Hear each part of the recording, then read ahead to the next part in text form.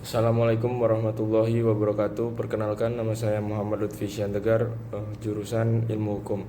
Di sini saya akan menjelaskan proses lahirnya Pancasila. Pancasila sebagai dasar negara Indonesia lahir melalui serangkaian proses sidang dan perumusan yang melibatkan tokoh-tokoh pendiri bangsa, dimulai dari pembentukan badan persiapan hingga penetapannya.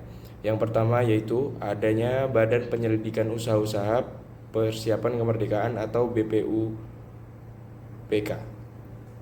BPUPK dibentuk oleh pemerintah pendudukan Jepang pada 29 April 1945 dengan tugas menyelidiki dan menyusun segala sesuatu yang diperlukan untuk persiapan kemerdekaan Indonesia, yang dimana melakukan sidang pertama pada tanggal 29 Mei sampai 1 Juni 1945, yang dimana di situ terdapat 3 tokoh negara Indonesia yang merumuskan usulan dasar negara, yaitu Muhammad Yamin, Supomo, dan juga Soekarno. Kemudian yang kedua ada Piagam Jakarta atau Jakarta Charter. Setelah sidang pertama BPUPK selesai dan belum mencapai kesepakatan final mengenai dasar negara, dibentuklah Panitia 9 pada tanggal 22 Juni 1945 yang bertugas merumuskan kembali usulan-usulan dasar negara.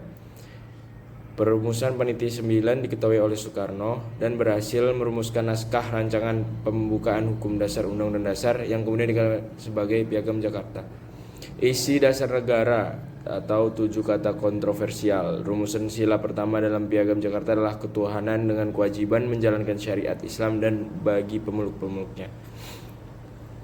Kemudian yang ketiga, Panitia Persiapan Kemerdekaan Indonesia, yaitu PPKI. PPKI dibentuk pada tanggal 7 Agustus 1945 setelah BPUPK dibubarkan.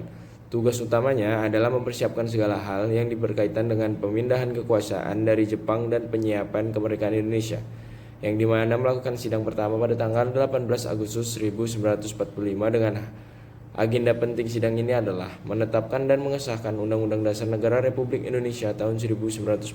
Kedua, mengangkat Soekarno dan Muhammad Hatta sebagai presiden dan wakil presiden.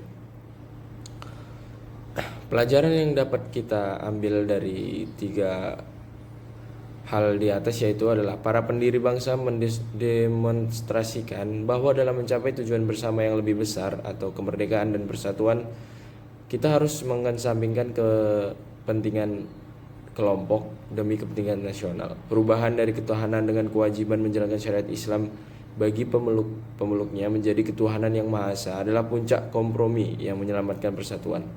Kemudian di era media sosial, polarisasi ideologi dan politik sering diperkuat oleh echo chamber dan hate speech.